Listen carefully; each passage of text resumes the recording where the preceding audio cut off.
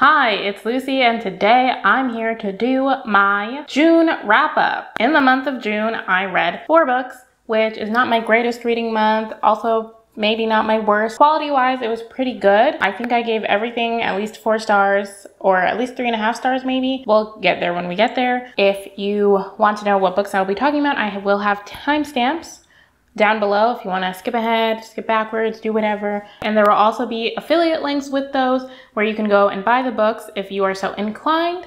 And without further ado, let's get into the books I read in June. The first book that I read was Ace of Spades by Faridah Àbíké-Íyímídé. This follows the only 2 black teens, Chiamaka and Devon, at Nivius Private Academy, where money paves the hallways and the students are never less than perfect. Until an anonymous texter going by Aces starts spreading rumors about Chiamaka and Devon, and it's up to our 2 main characters to figure out who's doing this and why, and stop them before all of their secrets come out. So what hooked me honestly was that this is a dark academia about black main characters that deals with racism, and it definitely delivers on that. As a thriller, it definitely kept me on the edge of my seat. Because of the private school setting, I've seen it compared a little bit to Gossip Girl and Pretty Little Liars, and while I have not read Gossip Girl, so I don't really want to comment on that. Pretty Little Liars, you probably already know, I'm doing a whole read-through of the series and I haven't seen the TV show. This still feels very different for me. I can sort of see this comparison with Chiamaka, especially in the beginning,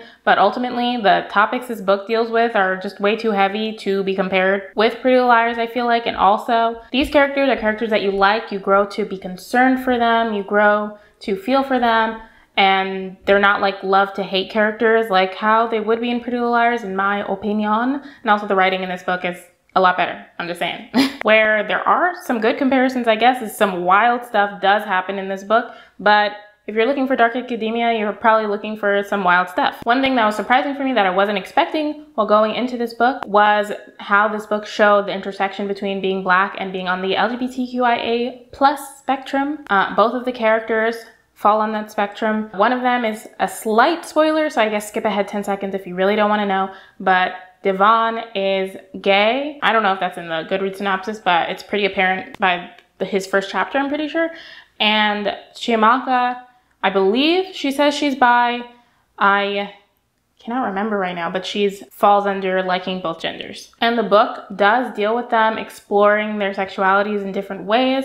Devon's is done more because his character and like the bullying aspect with Aces and everything deals a lot with that. A lot of the things he's being targeted for by Aces is because he's gay, whereas that's not the case for Chiamaka, so it does deal more heavily with that from Devon's point of view, but we do get to see some of that from Chiamaka, which I really liked, although there was one aspect I wish had been dealt with differently, honestly. Devon as a character is definitely more sympathetic, but that still doesn't mean Chiamaka isn't good to read. But Devon comes from like a poorer background. He's on a scholarship at this private school. His mom is a single mom working multiple jobs. And to contrast, Chiamaka is rich and is just not dealing with those same struggles. And especially in the beginning of the book, she kind of comes off as a brat, but the book does a great job of showing her growth as a character and her working to accept who she is and realizing that she doesn't have to, nor should she, change herself because of the way other people might perceive her. There were some aspects to the plot that felt a little too convenient in order to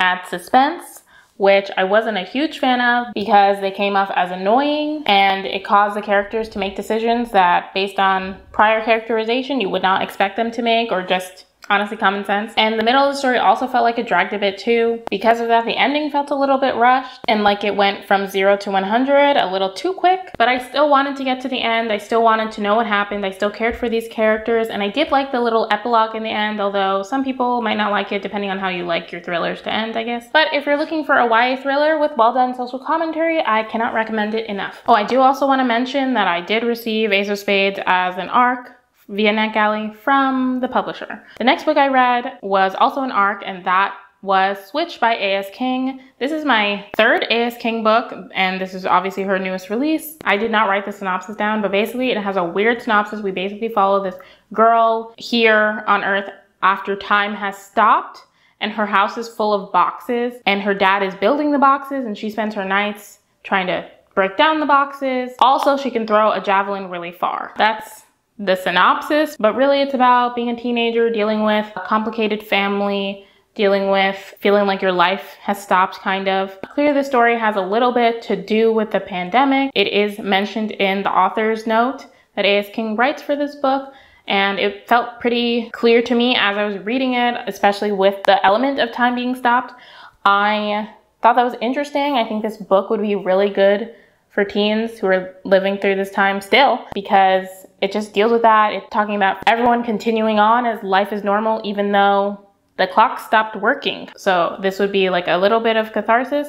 The issue, or not quite issue, I don't know how to explain this, but the writing style of this is very weird. It made it almost hard for me to understand what was going on in the story. I love a flowery writing style, I do, but this was just almost too nonsensical for me. And I think because of the writing style, I felt not really as connected to the main character as I could have been. And the writing style, I think, was used in a way to make the story more vague than it should have been. There were a lot of elements in the story that I felt like I never learned enough about to even understand what was going on. The thing with the javelin throwing I mentioned, there's some other kids who have like superpowers kind of that's thrown in there, but I didn't really understand why that was going on. Like I mentioned, the main character is dealing with issues with her family, and specifically there is an issue with her sister that sort of has closure but not really, and you never find out exactly what the issue is with her sister. Her sister, I guess slight spoiler, is abusive within the family. She's caused issues for everyone in the family, and like the family is dealing with that in some ways. But the way the story is written, it's so metaphorical. You're not really sure what she did, where she is even. It just made it hard to read. I did really enjoy that this continues what I'm perceiving as a theme of A.S. King writing imperfect families. I really like how she handles these. She kind of shows how the parents are people too, make mistakes like people. And I really like that about this book and about how A.S. King decides to tell her stories. And overall, if you're looking for a weird, quick read that feels mostly melancholy but slightly hopeful, then yeah, give it a shot. Hi, it's been multiple hours. I've had maybe a couple of drinks, but I'm gonna finish this video, gosh darn it. The next book is The Chosen and the Beautiful by Nghi. I received a copy of this book for free from the publisher via NetGalley, and I gave this 4 stars. This is The Great Gatsby retelling that focuses on Jordan Baker, who is a side character in the original story, and it reimagines that character as a queer Vietnamese adoptee. And we follow her story and kind of see what she was doing that whole summer and her side of things. I thought this was a beautiful story and very well told.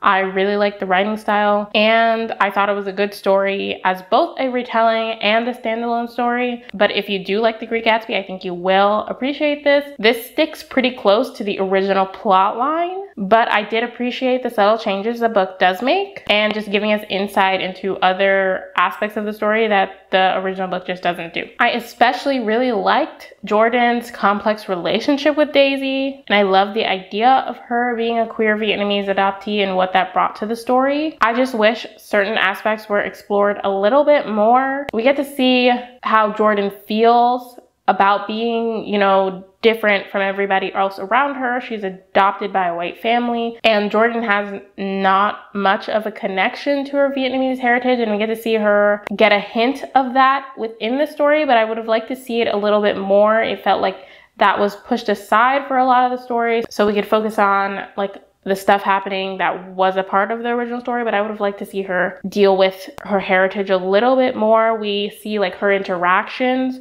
with being who she is, interacting with like the white New York socialites. Yeah, I would have liked to see her interactions with her heritage a little bit more, like direct links, instead of her being out of place among white people. Or not instead of, but in addition to, I should say. Like I said, I really enjoyed the writing style. Every sentence felt very well thought out, and like I said earlier, I do like flowery writing, so this was right up my alley. I also listened to the audiobook, which added an extra element. The other thing that I wasn't a huge fan of was I do wish the magic was explained just a little bit more. It seemed like there was supposed to be like different, not factions exactly, but different people had different types of magic. It's implied that only Vietnamese people can do this certain type of magic, but then other characters could do other types of magic, but it's not as well detailed as maybe as I would have liked. I feel like when you're gonna have multiple magic systems in there, like I feel like you have to then go deeper in it. If it was just one aspect of it, then it would have been fine as it was. But I think since there's multiple and they seem to have separation, I would have liked a little bit more explanation. Of course, the lack of explanation did lend to that whimsical feel the story has, but in the end, I just felt like it kind of didn't have a point, because also those aspects of the story didn't really affect the story too much. Overall, I did enjoy this though. Like I said, I gave it 4 stars. If you like flowery writing, if you're interested in a Great Gatsby retelling that actually takes like a different point of view, then I would recommend it. And the final book that I read was The One by John Mars. This was for my workbook club. My workplace started a book club for fun books, and this was the first pick. And this follows 5 people in the near future after a gene is discovered that can be used to determine who your soulmate is.